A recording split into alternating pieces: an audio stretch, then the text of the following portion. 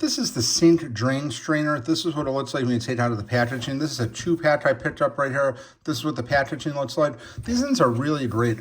We operate a rental property business. We do property management. So we put these on all of our rental properties. The reason is because these, they're very easy to change out, and they have the strainer in here. So like the factory one that comes with most standard sinks does not have this. So this way, when we're doing a clean out, when there's a tenant change, or if there's a problem with the drain, this is where it starts right here. So this is going to collect all of the hair right here. So if there's any problems, this is going to be the first point of entry. So we don't have to get a plumber with a snake or anything like that. But it's a really nice product right here. So it's basically just drop it in, and you could see it's got this suction area right here. And then once it's in place, it's just going to click up right here and it's going to drain. So very easy to use. This is easy replacement. It's just going to replace the one that's in there. You're going to be very happy with it.